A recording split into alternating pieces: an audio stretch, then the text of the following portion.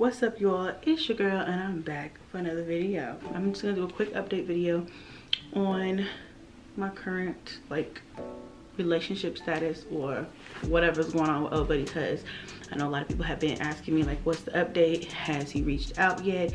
Has he tried to see the boys or call them or anything like that? Have you figured out where he's at or what he's doing or what's the update? What is the update? Those of you who don't already know, I recently went through a separation with my husband, and I use that term loosely. Went through a separation with him.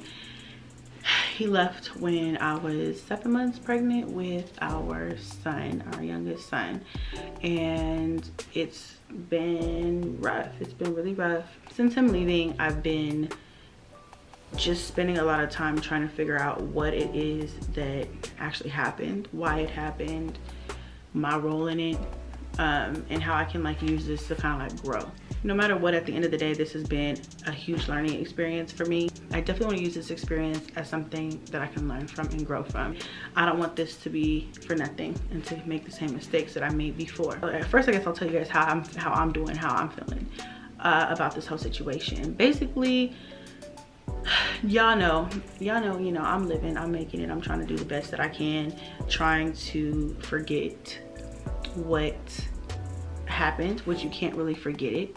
I know I was extremely upset and hurt for a long time, and I'm still getting past it, and I'm just now starting to realize that I am still worthy. I feel like this situation made me feel less than, in a sense. I'm always strong. I advocate for being a positive person and just being strong in general, but I think this situation made me feel like, damn, it really made me feel like, damn, what did I do wrong? Why can't I have love? Why can't I have a family like everybody else? Why did I have to pick, why me?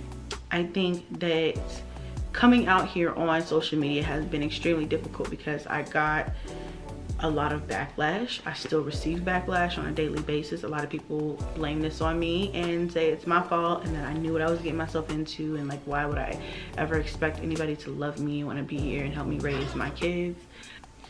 I kind of let that get to me a little bit, and it really started to weigh on me emotionally, mentally, physically, just every which type of way. I kind of went MIA for a little bit after I had Onyx, because I honestly was just going through a whole lot, and I'm not gonna sit up here and pretend like I'm completely 100% bounced back, because I'm not. I definitely do feel like I'm getting better as every day goes on. What keeps me going and sharing my story are you guys, honestly, who DM me and say, I love the fact that you were strong enough to tell your story, because I'm going through something similar, or I just went through that, or I've been there before. And when I went through it, I thought I was the only one, or I'm going through it now and I thought I was the only one, and it makes me feel so comforted to know that it's not just me, it's you too.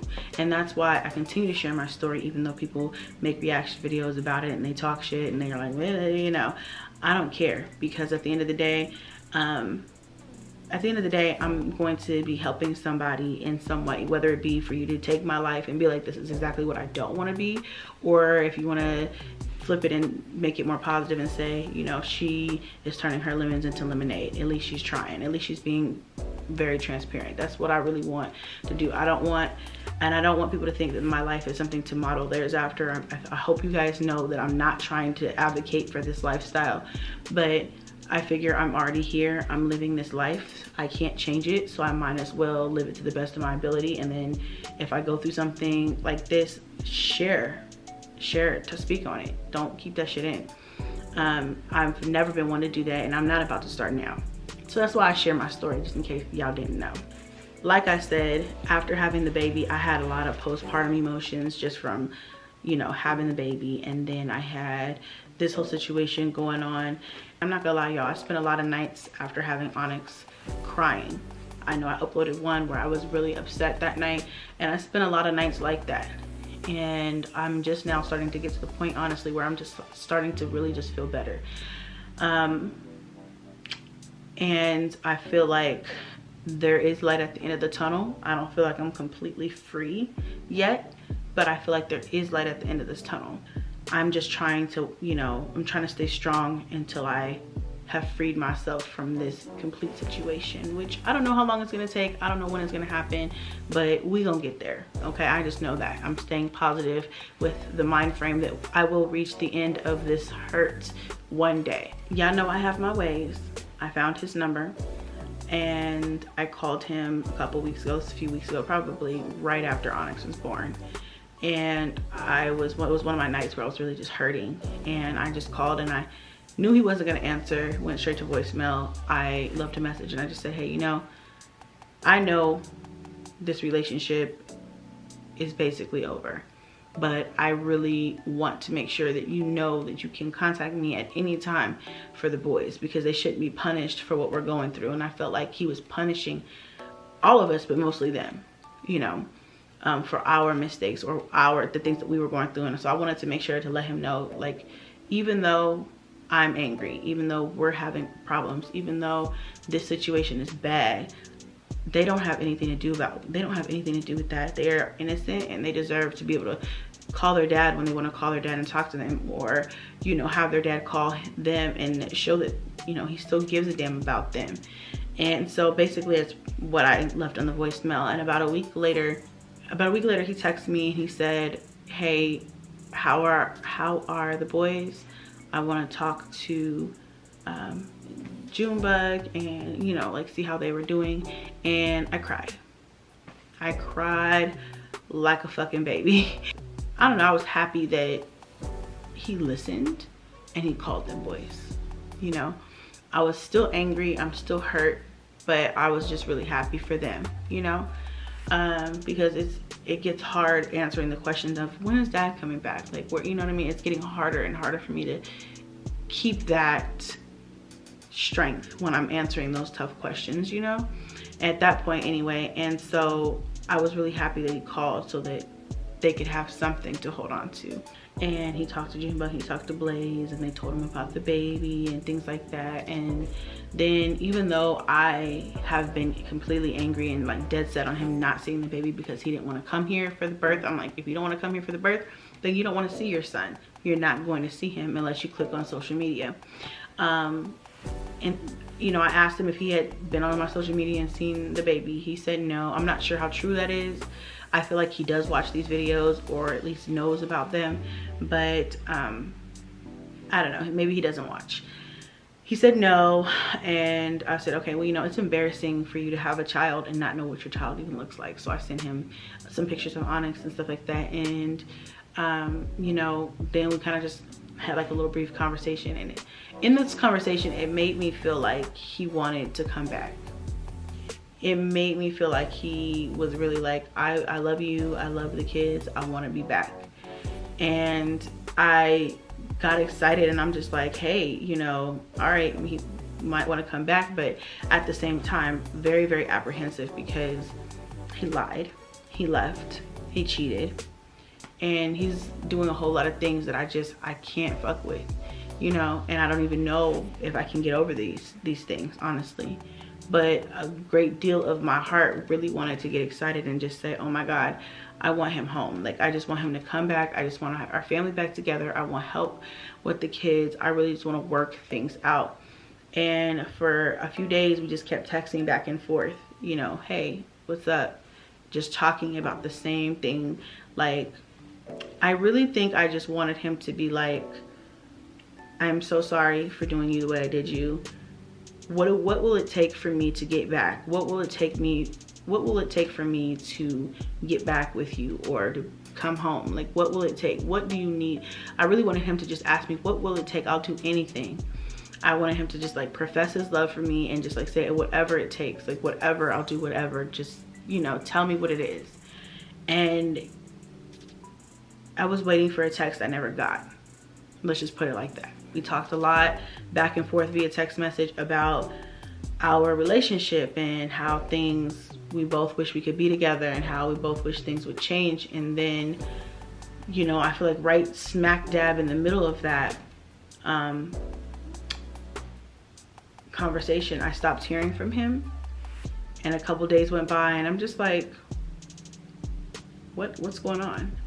And so then I call the number and it goes straight to voicemail again, and I'm thinking, that's odd, because, you know, usually, especially if we're not like in the middle of an argument, which we were just having a discussion via text message, he'll call me right back, or he'll text me back. Like, it's not going to be days without hearing from him. And it had been several days. It had been like 3 or 4 days. And so I'm like, okay, maybe he blocked my number. Maybe he's with a girl and he doesn't want them to know that he's trying to work things out with me, whatever. Maybe, you know, even now, even then, I'm still giving this MNF for the benefit of the doubt. I'm still ready to consider even taking him back, like an idiot, just because I'm hurting and I don't want him to be with anybody else. I want him to be here with me. I want to be a family, you know what I mean? Just all of that, those feelings. I tried calling from like a couple different numbers, and then I think I just eventually came to the conclusion that this man has 2 phones. He must have 2 phones. The phone that he has, the phone that I have the number for, is still an active number. It just is like going straight to voicemail. I tried to reach out to his mother, and some people, when I say that, they're like, stop contacting his mom. His mom doesn't have anything to do with this. Actually, I have her grandchildren. You feel me? I have her grandchildren, and I am her son's wife. And I'm not harassing her. I'm not like bothering her. I'm just simply saying, hey, what's up? Have you heard from, you know, whatever. So I hate when people say that, because it's not like I'm taking advantage of the fact that I'm contacting her or that I can contact her. I just feel like it's super fucking rude to not respond. When she doesn't respond, I don't say shit. I don't harass her. I don't call. I don't send nasty text messages. I'm just like, okay, I see you. I see you. Days went by. I messaged the mom, and I'm like, hey, you know, we're not on good terms. We weren't necessarily like mad at each other. So I don't understand why he didn't respond. I don't understand what happened. I'm just kind of concerned. Like, did he fall off the face of the earth or something? Like, where is he at? He just disappeared. And no response. I really didn't even ask for a response from her. I really just wanted her to tell him that I was like, what happened, you know? And to have him call me. And normally, like, she would just have him call me, and he hasn't. She didn't respond, and he hasn't called, and he hasn't text messaged, and the number that I have is still going straight to voicemail. And at that point, I started to feel, I felt really devastated again. I started really feeling sad and like, damn, well, I really wanted to play with the idea of us getting back together. Even though I know deep down in my heart of hearts, I don't want to be with this man. He's not the man for me. I just wanted to grasp back onto the only thing I've ever known for the last 4 years of my life, my husband, my marriage. It was like, I don't want to say my everything, but he was everything to me, even though we had our issues. Do you see what I'm saying? I still loved him a lot. I still do love him. Why? Why would you do that? Why would you make me believe that you might want to even come back here and that you might want to even work things out if you really don't care at the end of the day, that you don't care about any of that? I just went back through the motions of resentment and sadness and, you know, teetering on the edge of depression. Like, I'm so sad, you know, I'm here by myself. Honestly, I thought to myself, I love my children, but I would not have had, I was okay with the 6 children that I had. I had signed up for that. I was a single mom before I met him for a long time. And so I was okay, you know, 6 kids, that was me. That was my number. That's what I was doing. I would not have had an additional 3 kids had I known he was going to lead me like this way, as a single mom with 9 kids. I think I had a lot of resentment. I still hold resentment towards him because I did not sign up to do this by myself. Now, I love my children, so I'm gonna rock this shit out regardless. But I just feel like if I would have known then what I know now, I would not have had 3 additional children with this man. I blame myself for that part. Maybe I shouldn't have been so naive thinking we were gonna live happily ever after and tag team this family and things were gonna get better. Maybe I should have been realistic with myself and let myself realize things were never going to get better. Things were never going to change because he didn't want them to.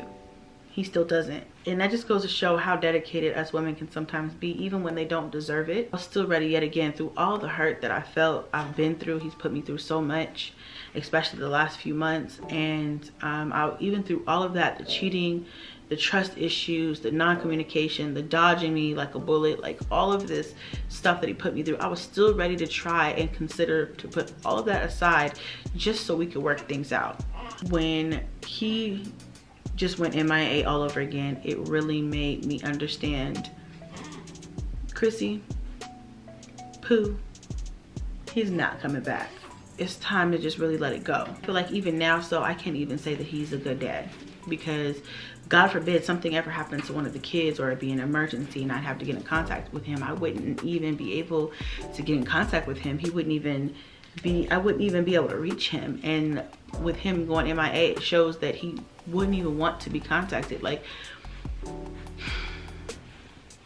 I'm just ready to stop chasing a man who clearly doesn't want to be chased. I'm tired of trying to beg a man to be a father. I'm tired of all that shit. It's time for me to really just do me and move on. I've honestly even been holding off on the divorce because I'm like, maybe, you know, there's a part of me that's like, maybe, and I don't even know why. You know, I don't know, call it love, call it stupidity, I don't know what you want to call it, but you know, I think there was a big part of me who just really wanted to wait to see if we could have a conversation first, because I feel like we've never had that conversation. I did bring it up when we talked, and he made it seem like, hey, that was your idea. I never said I wanted that. I never wanted to be apart from my family. I never wanted to, you know, leave and never come back. And I think he just was like, honestly, I knew that when I left, you were never going to take me back. So that was his excuse for cheating. It doesn't get any easier to talk about this. Every time I talk about it, it really makes me upset. But I'm at the point now where I'm just tired of still giving him the benefit of the doubt. He does not love me, and he does not want me, and he does not even value these children like he should. But I don't want to feel sorry for myself. I feel sorry for him now. I don't feel sorry for me anymore, because the only thing that he can say pushed him away was nagging. He's like, you just nagged at me, and mentally, you know, that just affected me, and I was already like going through some emotional stresses, and you nagging at me just really pushed me away. And I'm thinking to myself, all you can say I've ever done to you was nag you. You can't say I've done anything else to you but nag you, and that was a whole reason for you leaving your entire fucking family. I don't think there's anything anybody could say to excuse what he's done, but that definitely wasn't it. I think that he's telling himself that he was right for leaving because of whatever excuse comes to mind. And that's how he justifies leaving. That's how he sleeps at night. So I guess basically the update is there's no real update. There's nothing to really update you guys on. Are we going to, you know, are we going to still get a divorce? Most likely. I don't see this relationship working out. I just don't see it. Okay, so yeah, honestly, it's just the relationship is over. It's over. I have heard from him, and you know, he did talk to the boys one good time, and you know, no other communication really since then. It's, you know, it's sad, but I've decided now I'm not gonna make a man. First of all, he didn't even call until I had called him and said, you can call and check on your kids, you know, it's not gonna kill you. I don't want to force you to be a father. I just want you to care about your children enough to want to call and check on them. But he can't even do that, which is pathetic if you ask me. I think I realized I was still chasing him, and I don't deserve that. I don't deserve this. And so I think right now I'm just really focusing on my worth and knowing what I'm worth, and knowing what I will and I will not put up with and take from anybody anymore. And I know people look at me and they're like, you have 9 kids, you'll never find love, you'll never find anybody that wants to be with you and help you raise your children, you have to do this all by yourself. You know, maybe you're right. I thought about it, and you know, sometimes it gets me down and a little depressed because I'm 29, and even though I feel old sometimes, I'm still really young, and I don't want to think to myself that I'll never be able to find anybody. But I made my bed and I have to lay in it. So if I don't find anybody, or if I can't date or whatever, then that's just I mean, it's just what I signed up for when I chose to have 9 children.